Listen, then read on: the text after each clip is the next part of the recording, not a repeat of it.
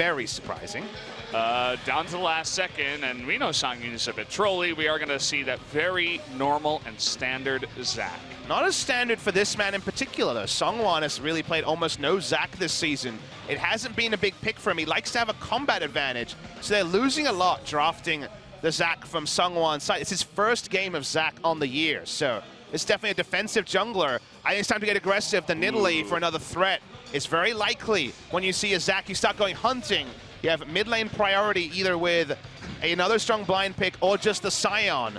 So with Sion mid lane, you like Nidalee for aggression. They're showing the Darius, which is good into the Sion, and people have been playing around with it in the LPL. Still good on solo queue as well. I'll just mention that. But and it was played in NALCS, but it was just top lane Darius rather than into the Sion matchup. It's very good into Sion. But the Gnar's taken, so top lane Gnar. See what Linderung wants as an answer. So Khan going to be jumping onto the Gnar. We'll see if he can make some big team fight plays. Known for winning his lane, but we'll see what he can do later on in the game. Looking towards the end here. It's very hard to find something that actually damages down the Sion in mid lane.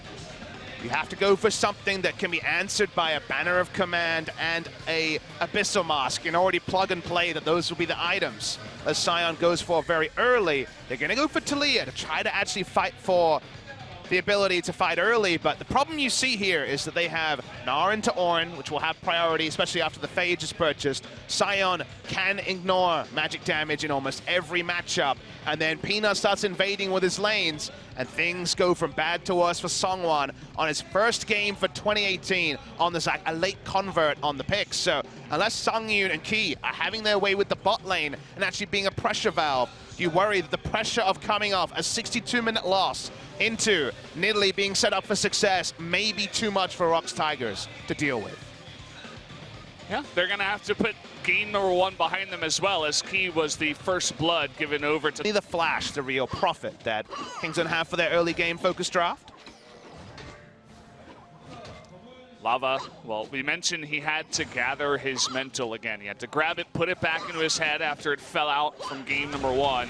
And when you're going to, okay, hold that thought, Gorilla gonna go down first blood in the bottom lane. He gets his revenge this time around. Yeah, we needed to see the start of that to see why Gorilla was so far up and died in the 2v2. Very uncharacteristic mistake was the side of ROX. Though he's still here. Not gonna go for it, looks like. Gorilla doesn't need to worry about experiences early into the game, so he's just shadowing. Trying to bait him in, and there's going to be the knock-up onto a Gorilla. Misses that elastic, slings it onto him, but now trying to get on top of Gorilla, and that's going to be enough damage as Songyun picks up the kill this time around. The repeat gank after the flash goes down. And this is what ROX Tigers needed. This was supposed to be the lane that won for them, and it's winning in a way they could not have expected. Prey and Gorilla not able to repel pressure. Like their reputation shows, no gray skin knew they was trying to bait for too long, and the shield doesn't actually come through. So Grey Health gets nothing. And Peanut hasn't been able to make the Zac accountable. It's actually been more muted than you would expect, other than the lane control in mid lane they've gotten this. Here we go. Gonna miss as the heal at least is taken away, essentially, just for the trade of the Sion ultimate. And you say trade, but that trade is not as relevant as this trade. They're looking to turret dive. Here we go again. It's going to miss this time around, but he can knock a couple of heads together, and here we go. Level 6 on the side. They're trying to get 2 kills here. Gorilla getting extremely low, but the red is going to come in. The Feather Storm should be able to at least get Gorilla. There it is, and Prey now going to flash away. Thinking about the dive, but here's Sion, big brother Sion, BDD, trying to come in and help him out. Let's see if he can help here.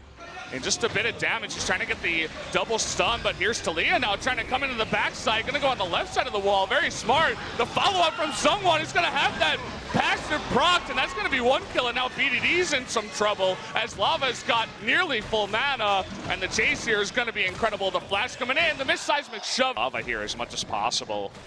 Perhaps a Sion ultimate or some sort of CC. With a follow-up spear would be enough. We'll see if they go in. There it is, Roar the Slayer into the ultimate. Will be flashed here, but right into it, and the spear's gonna land, and over the wall goes Peanut, picking up finally the first kill for Kingzone. And you think there's outplay against Sion, not against BDD's Sion. He had both summoners up, so did Lava. Didn't matter, able to pick up the kill. Nidalee does the rest. The single player ends. He's finally playing co-op, Valdez.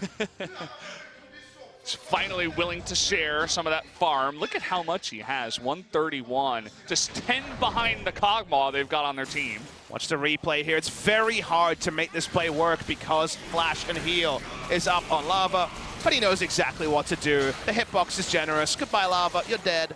Nicely played from Peanut. They get an advantage around the bot side. Here we go. Fighting the top side here as Gorilla just get low, but look at that, the 3-man ultimate from Khan is going to be enough to take out one kill. Now Seongwon getting low. Looks like he will just barely survive, but a huge turnaround from Khan. Yeah, the turret dive there was definitely ill-advised. They were too confident they could take things down. Khan is able to repel it. The Drake spawns in 10 seconds.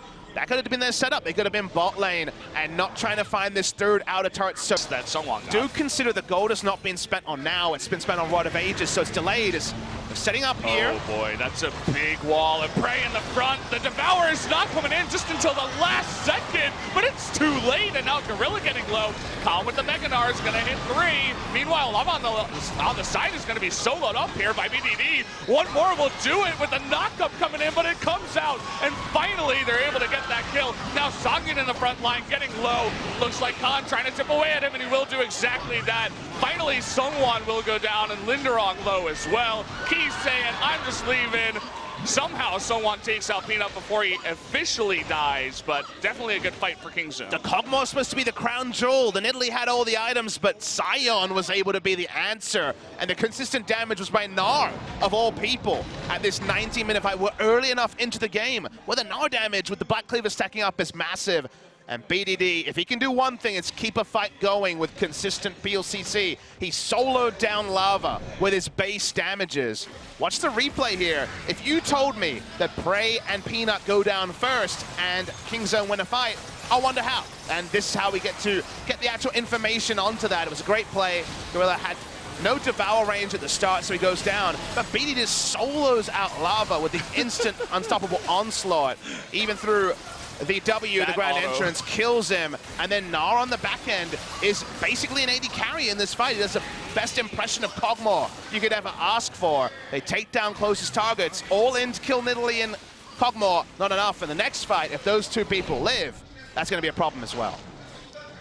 Somehow the Zac did respawn out of his passive and gets the kill onto Peanut. Just a funny end to things, but this is a pretty crazy situation, a very sad game so far for Lava as he's being picked on left and right. Well, speaking of which, trying to pick on Peanut here, who does flash, but he is way too efficient. Now, Sion can do a lot of work in this close choke. The wall comes in, and it's going to be a 5-on-3 here as Prey is just on the other side of this. They're going to knock up the Tom Kent. In the meanwhile, Prey in the back line trying to do that damage. Gorilla does not go down. The big Sion smash is going to come in, but Prey, he doesn't have his W available now. He doesn't have any mana. What is he going to do now? He's trying to flash away. And finally, he's not going to take out Khan on the left side. BDD all alone now. He's going to be going down on this side. A double kill going over to Songyun, and the rest of them on the run. They end up getting baited into a longer fight than they wanted. Prey will die as well. There he does go down finally in the end of it. And Gorilla looking to go down here as a 4th death on the side. A double kill, 2 of them. This one going over to Lava. One by one, they go down after Peanut was in the wrong place at the wrong time. He was on the strong side of the map for ROX after being on the weak side for the majority of the game. Assassinated in the front line. And from there, the Weaver's War called Disarray. They thought they could re-engage. They thought they could make something happen. But no mana onto the Kog'Maw doesn't allow for a turn. This is a really well-constructed fight overall by Lava, because Prey uses the end of his mana and gets 2 autos with his W and a living artillery, and they zoom. He can't actually do the damage. If it's full mana on Prey, I think they can clean this up, as BDD is able to get a huge decimating smash and start the fight, but they can turn on to Khan, they can play front to back and ignore the poor little Kog'Maw in the back line, and that means that KingZone lose big. They lose the maximum in this extended fight. Well, you've talked about 8-second stuns before, and Talia, Lava certainly doing his job. Void stuff, but not attaching damage. They're trying to go to Khan. Gorilla is some sort of MVP, stopping this game from ending. Surely, and re-engage! BDD's gonna get a 3-man knockup, but he does eventually go down. Look at Songyun and his damage. Finally, the Kog'Maw looking to go down. Peanut does as well. Someone gonna have his passive popped here. Not sure if they can save him. Trying to re-engage. Sangin once again. He does get stunned by Khan, and that's the only reason why he's still alive. Prey cannot do the damage, though. This sort of fight works perfectly in another game. The bot lane behind. He goes up. He goes up, picks off the AD carry, and backs off. Thankfully, Gorilla in position, and the communication there, they pick him off somehow, some way. He goes in the front line and assassinates someone 1v3 because he has the Devour up. Prey with another hero. So you want to fight? Okay, don't look at Prey. Look at Gorilla dying. As Prey now, he is the guy you got to look at as the head's trying to be bashed here. And the kidnap with the flash, but he's going to flash out of it. Doesn't get the kill, though. Prey's still moving. Still going 1v3. What is going on? But at this point, he's trying to get away, and finally the re-engage. He does trade at least 1-for-1 in not a great position for them. Man, Prey is having a monster game. Kingzone do lose their AD carry and support eventually. They want to take at least an inhibitor. We see Peanut and BDD at the top of your screen answering the super minions. Remember that they're going even or slightly better when super minions are pushing to their base. So the better part of this entire time, it's 15 seconds till the respawn comes on the mid lane inhibitor. So for 4 minutes, they go even. That shouldn't happen, but they've been able to teamfight and go even, and Kog'Maw buys himself a Hurricane, and Kingzone buy themselves a hope and a prayer of turning around this game because it's narrow, but you feel like teamfights in the next 6 minutes are achievable. Difficult, but achievable for Kingzone. They want to get caught here. They're using everything to get this Gnar, but again, Gorilla's in position. Gnar bars up as well! He wants to re-engage, and there's the Scion into the back line. They have the Kog'Maw free hitting this time, and this is going to be Kingzone's fight to win. Lava in the back line, not enough damage, and they're just going to try to disengage after this one. They get the engage they truly wanted as Gorilla baits them all in with the help still going. Prey moving forward. Lava trying to 1v3. He might be able to. This is Talia. Keep in mind, she can be so good at kiting people, and at the end of it, the crowd immediately becomes hushed. What an insane re-engage by BDD. Gets a whole team knocked up. They're able to finally free hit with the Kog'Maw. It's enough to stabilize them. This is the time we mentioned when things could happen. They're looking for force, though. They're teleporting in a damn trap. Whatever you gotta do, the trap's coming in to real effect this time around. And Lava, ooh, nice spear there. Looks like that may discourage them as they want to just go onto the Baron here. It's 4-on-3, it looks like right now. Seongwon and Linderong running as fast as they possibly can to get to this Baron. It's going to be thin, but they do have the smite in the pit from the side of Peanut. Down it goes. Khan trying to re-engage, but does at least get the flash. Double flash. Speaking of re-engages, here comes the ROX Tigers. The action never ends. It's going to be the bouncy castle here onto Khan, but they don't have the damage. And Gorilla in position again to save Khan.